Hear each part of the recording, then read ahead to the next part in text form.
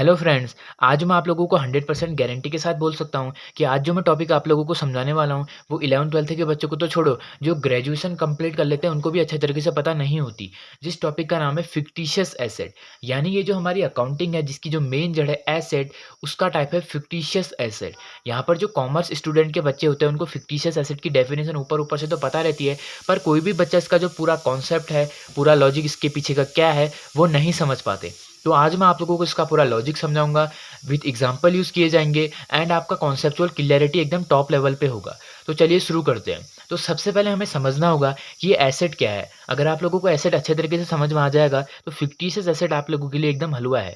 तो समझते हैं, एसेट क्या होता है? अगर मैं आप लोगों से पूछूँ तो एसेट का मतलब होता है कुछ भी, एनीथिंग, यानी हर वो चीज़, हर वो रिसोर्स जो एक बिज़नेस के द्वारा ओन्ड एंड कंट्रोल की जाती है, जिसकी कोई मॉनेटरी वैल्यू है, जिसको हम कैश में कन्वर्ट कर सकते हैं एंड जिससे हमें फ्यूचर में इकोनॉमिक बेनिफिट मिले, यानी फ्यूचर में मुनाफा हो, उसको हम एसेट कंसीडर करेंगे।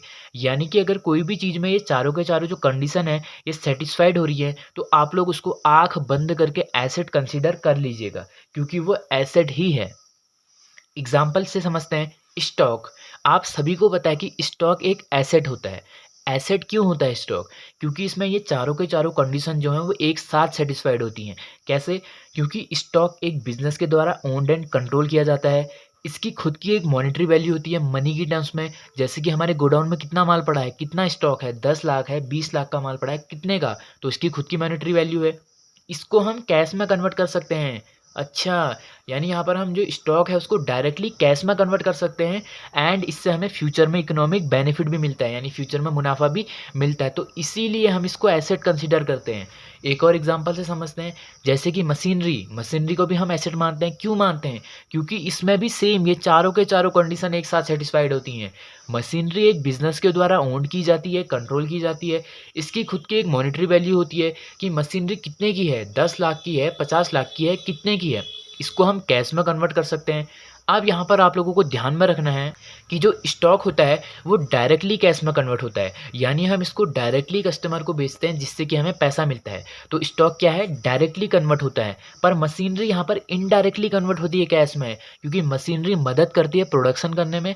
देन उसके बाद जो वो आउटपुट बनाएगी उसको हम कस्टमर को बेचेंगे, देन हमारे पास कैश आएगा। यानी यहाँ पर आप लोग देख सकते हो कि मशीनरी इनडायरेक्टली कन्वर्ट हो रही है कैश में, वो डायरेक्टली नहीं जा रही है। तो आपको यहाँ पर बात ध्यान में रखनी है।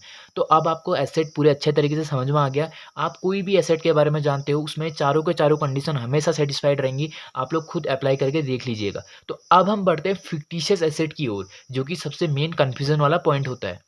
तो अगर मैं आप लोगों से पहले पूछूं कि फिक्टिशियस एसेट क्या होता है, तो आप लोग कहोगे कि फिक्टिशियस एसेट वो एसेट होता है जो कि रियल एसेट नहीं होता, जिसको हम एसेट मानते हैं, जिसको हम बैलेंस शीट में एसेट साइड दिखाते हैं। आप 1-2 एग्ज़ाम्पल दे दोगे, बस कहानी खत्म। आपकी नॉलेज बस इतनी ही है। बट अगर मैं अब आपकी नॉलेज से पर्दा उठाऊँ, तो हम सबसे पहले समझते हैं कि फिक्टिशियस का मतलब क्या होता है। तो फिक्टिशियस का मतलब होता है काल्पनिक, यानी इमेजिनरी। मतलब यहाँ पर जो फिक्टिशियस एसेट होता है, इसको हम एसेट मानते हैं, पर ये रियली में एसेट नहीं होता। क्यों? ये क्या होता है रियली में? रियली में इसको बोलते हैं, जो एक्चुअल इसका जो मीनिंग है, फिक्टिशियस एसेट का मतलब होता है लॉसेस। क्या? लॉसेस? हाँ, फिक्टिशियस एसेट का मतलब होता है लॉसेस, जिसको अभी राइट ऑफ नहीं किया गया है। राइट ऑफ का मतलब क्या होता है? आप लोग समझिएगा, जैसे कि एक लॉस है, अगर हम उसको अभी बुक्स में नहीं दिखा रहे हैं, बुक्स में हम ये नहीं शो कर रहे हैं कि ये लॉस हुआ है हमें, तो इसका मतलब होता है हमने अभी इसको राइट ऑफ नहीं किया गया है।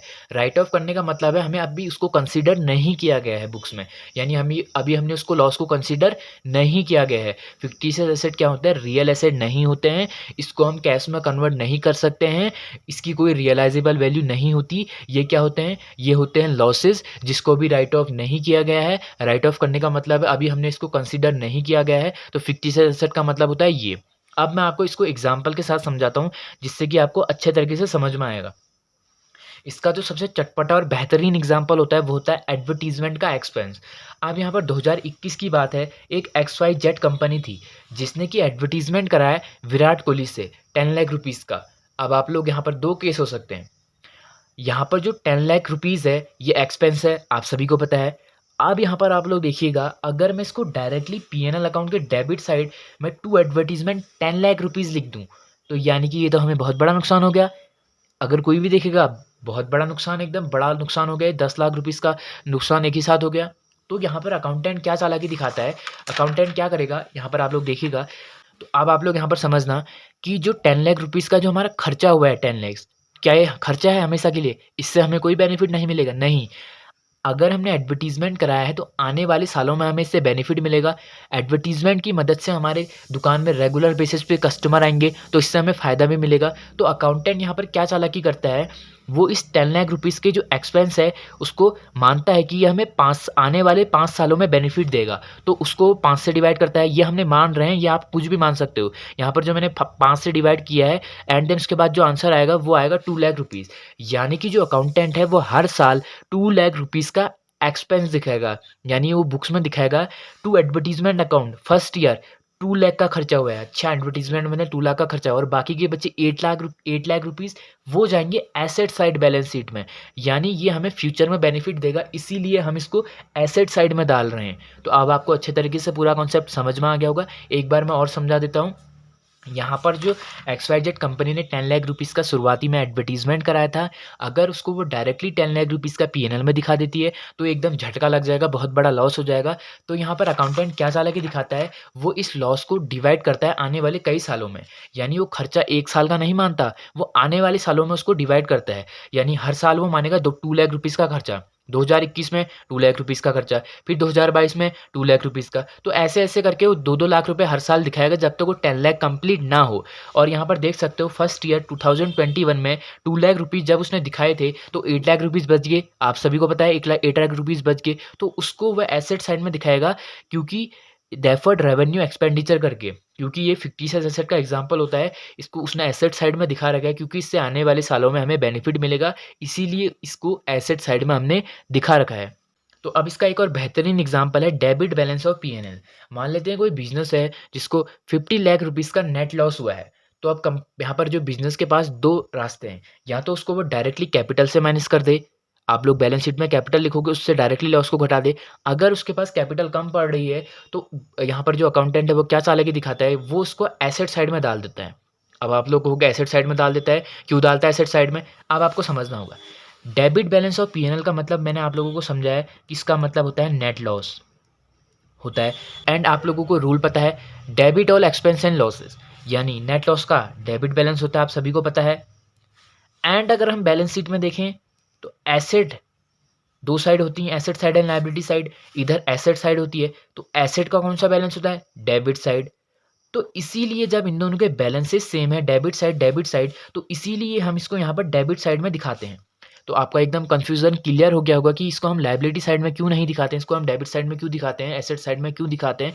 तो इसीलिए दिखाते हैं क्योंकि नेट लॉस का डेबिट बैलेंस होता है एंड बैलेंस शीट में एसेट का भी डेबिट बैलेंस होता है। तो इसीलिए हम इसको एसेट साइड में दिखाते हैं, रादर देन कि हम इसको लायबिलिटी साइड में दिखाएं। तो आप सबको समझ में आ गया होगा।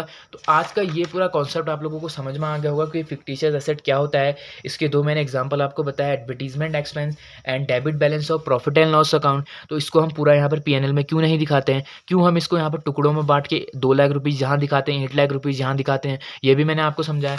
एंड देन उसके बाद मैंने आपको डेबिट बैलेंस और P&L की कहानी बताई कि ये नेट लॉस होता है, इसको हम डायरेक्टली कैपिटल से भी माइनस कर सकते हैं और बैलेंस शीट में एसेट साइड भी दिखा सकते हैं। देन आप लोगों ने क्वेश्चन था कि आप लोग हम इसको लायबिलिटी में क्यों नहीं दिखाते। लायबिलिटी में क्यों नहीं दिखाते, क्योंकि नेट लॉस का जो होता है डेबिट बैलेंस होता है एंड एसेट का भी डेबिट बैलेंस होता है। तो दोनों डेबिट डेबिट मैच होता है, तो इसीलिए हम इसको एसेट साइड में दिखाते हैं। तो आपका पूरा कन्फ्यूजन एकदम क्लियर हो गया होगा। अगर आप लोगों को वीडियो एकदम पसंद आई हो, तो चैनल को सब्सक्राइब करके वीडियो को लाइक जरूर से कर देना, क्योंकि इस चैनल पे ऐसी इंफॉर्मेटिव एंड मजेदार कंटेंट टाइप आते रहते हैं, जिससे आपके डाउट एकदम क्लियर हो जाते हैं। तो मिलते हैं नेक्स्ट वीडियो में, तब तक के लिए बाय।